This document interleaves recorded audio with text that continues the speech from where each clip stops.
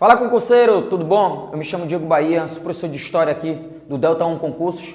Ei, concurseiro, sente a farda, vem comigo!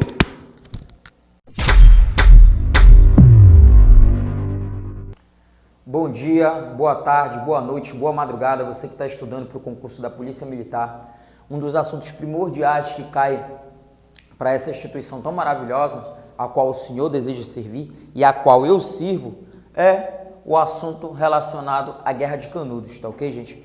Então, a Guerra de Canudos, gente, ela vai ter como período aí, né, o ano de 1896 a 1897. Em alguns livros, gente, aparece a data de 1893, mas isso está relacionado à fundação da cidade, tá ok?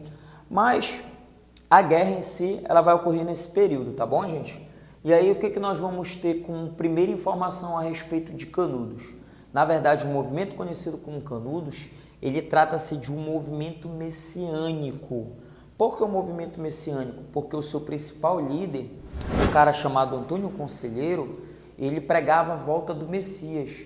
Então, esse movimento vai receber o nome de movimento messiânico, porque o seu principal ator, no caso Antônio Conselheiro, ele pregava a volta do Messias, tá ok? Então ele é considerado um movimento messiânico.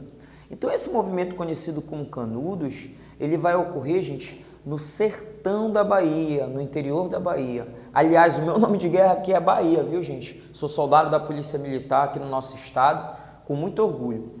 E aí nós vamos ter aí também, gente, as causas relacionadas a esse movimento. Por que ele surgiu, né? Quais foram os motivos que levaram a esse movimento ficar conhecido até os dias de hoje?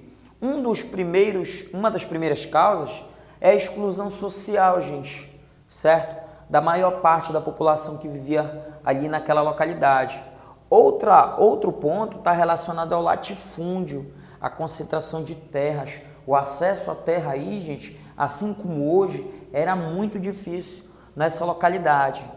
E aí nós vamos ter também, com o início da República, gente, o surgimento dos impostos. Então a população mais carente, além de sofrer, né, com a exclusão social, agora teria que pagar impostos também, tá bom? E aí nós vamos ter também as altas jornadas de trabalho, as pessoas trabalhavam muito e ganhavam muito pouco, né? Ganhavam salários miseráveis. E aí nós vamos ter também a forte seca, que também vai contribuir para aquela pessoa que era humilde, que tinha autonomia, também de não conseguir ter uma grande sustentabilidade, uma vez que o clima na região ele não ajudava, tá ok? E aí, quando a gente fala a respeito da Guerra de Canudos, gente, essa Guerra de Canudos ela é lembrada até hoje porque se trata de um livro que foi escrito por um cara chamado Euclides da Cunha, tá ok? Então, Euclides da Cunha aqui. O Euclides da Cunha, ele vai escrever um livro chamado Os Sertões. E nesse livro aí, gente, no livro Os Sertões, nós vamos ter aí a saga de Canudos, tá bom, gente? Então, nesse livro aí do Euclides da Cunha, nós vamos ter um cara chamado Antônio Mendes Maciel, conhecido como Antônio Conselheiro, tá ok, gente? Esse Antônio Conselheiro nada mais era do que um beato da Igreja Católica, tá ok? Algumas pessoas, e até mesmo no próprio livro, relata que ele sofreu uma grande decepção amorosa. E por este fato de ter sofrido essa decepção amorosa, ele resolveu, né, se dedicar às escrituras bíblicas. E após estudar bastante a Bíblia, ele passou a fazer uma série de pregações pelo interior da Bahia. Acontece que ele acabou trazendo consigo uma grande quantidade de pessoas para acompanhar essas histórias, esses relatos, essas revelações que ele tinha relacionada ao mundo cristão, tá ok? Então, o Antônio Mendes Maciel, o Antônio Conselheiro, ele vai conseguir trazer consigo uma grande quantidade de pessoas, tá ok, gente?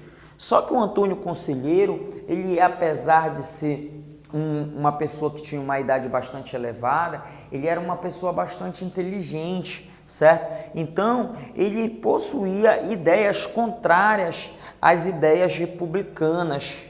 Um dos pontos que ele batia muito em cima era a questão do fim do padroado real. O que era o padroado real, gente? Era a relação entre a igreja e o Estado, era a interferência da religião em relação à política. Então, com o início da República, nós vamos ter o fim, teoricamente, dessa relação, dessa maior parte dessa intervenção, tá bom, gente? E além disso daí, gente, nós vamos ter também o surgimento do registro civil. Lembre-se que agora, para registrar a pessoa comum poderia ir em qualquer cartório, poderia pagar para uma pessoa comum e essa pessoa teria o seu registro. Antes, esses registros, gente, eles eram concedidos pela Igreja Católica através da certidão de batismo. E além disso também, o juiz comum, ele poderia realizar agora o casamento, aquilo que nós conhecemos como casamento civil. Então ele dizia, na verdade, que esse casamento ele deveria ser realizado apenas por representantes da igreja e não por homens comuns. Então, ele era contrário às ideias republicanas, ele era contrário ao registro civil, era contrário ao casamento civil, e isso também ajudava ele, de certa forma, a transformar a república como se fosse um representante daquele cara lá de baixo. Ele dizia que a república ela era a personificação do demônio, tá bom, gente? Então, ele vai fazer uma grande peregrinação pelo interior da Bahia e isso está relacionado principalmente também ao fanatismo religioso que existia na grande parte da população daquela localidade.